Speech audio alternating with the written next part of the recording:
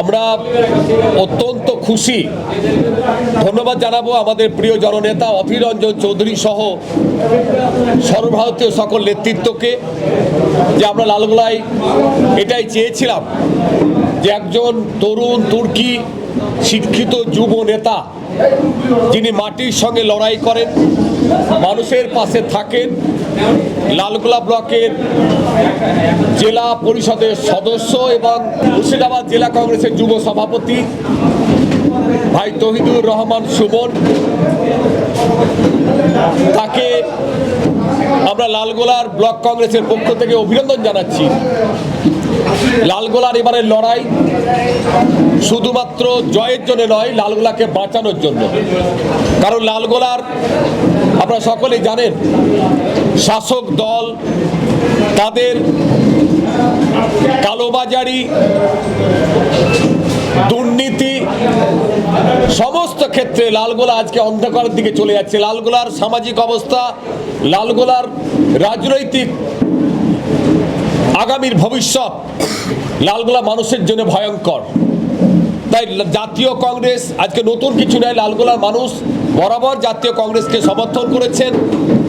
আমাদের প্রয়াত নেতা আব্দুল সাত্তার সাহেব থেকে শুরু করে আবু হেনা সাহেব পর্যন্ত লালগোলা মানুষের দোয়া আশীর্বাদ আমরা বরাবর পেয়েছি। তাই এই প্রথম তাদের বাইরে নতুন মুখ হিসেবে আমরা চেয়েছিলাম এইরকম একজন শিক্ষিত, ভদ্র, লড়াকু যে সারা বছর মানুষের সামনে মানুষের সঙ্গে থাকেন, সেই রকম এক যুব নেতৃত্ব, মাটির মানুষ, লালগোলার ভূমিপুত্র তৌহিদুর রহমান সুমনকে আমরা প্রার্থী হিসাবে পেয়ে অত্যন্ত খুশি। লড়াই আমাদের শুরু হলো, আমরা সারা বছর মানুষের সঙ্গে থাকি।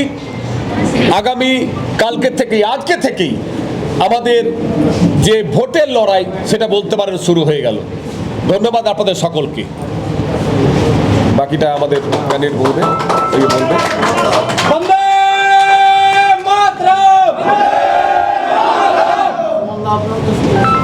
আচ্ছা,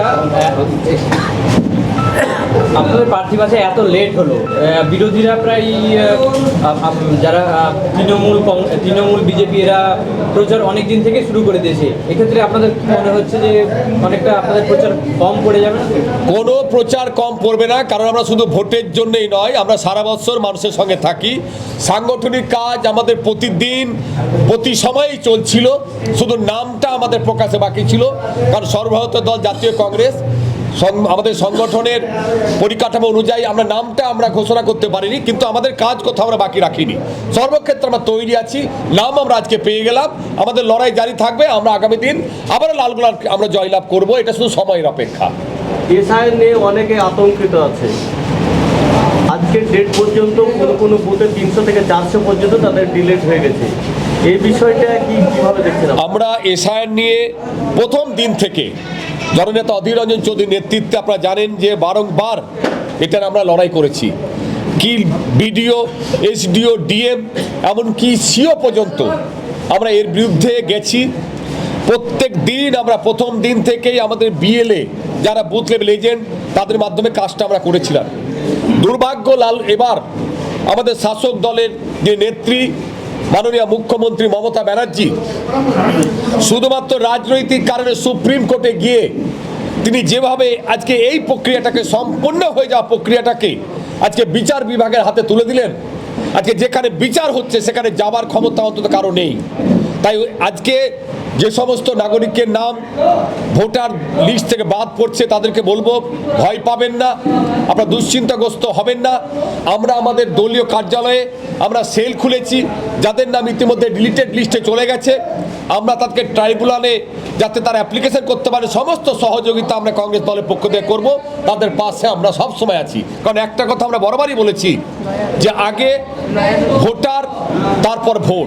আমাদের আইন বিভাগ, আমাদের যিনি লয়ার যিনি আছেন এই সেলে, এখানে উত্তম ঘোষ আছেন যিনি এই সেলটা দেখেন, আমাদের মুর্শিদাবাদ জেলার দায়িত্বে আছেন। আমরা সবাই ব্যাপার তৈরি আছি, চিন্তা করবেন না। এইটুকুই বলবো আজকের দিন আপনাদের। আমি যদুরাম ঘোষ, লালগোলা ব্লক কংগ্রেসের সভাপতি। আচ্ছা, অনেক কর্মীরাই কিছুদিন আগে আমরা দেখলাম যেমন শাসক দলে যোগদান করেছেন, কি বলবেন এটা নিয়ে? এটা নিয়ে মনে হচ্ছে না আপনাদের আগামী দিনে প্রচার অসুবিধা হবে? জমি আমাদের আছে, কিছু ফসল চলে গেছে, জমি আমরা আবার চাষ করব, কোনো চিন্তা নেই। একটা কথা মনে রাখবেন, কিছু জনপ্রতিনিধি গেছে, তার সঙ্গে ভোটাররা কংগ্রেস দল ত্যাগ করেনি। জনপ্রতিনিধিরা লোভ লালসা, শাসক দলের অর্থ, কালোবাজারি টাকায় তারা বিক্রি হতে পারে, কিন্তু সাধারণ যারা ভোটার তারা লালগোলার কংগ্রেসের সঙ্গে আছে। আগামী দিন তা আমরা প্রমাণ করে দেবো।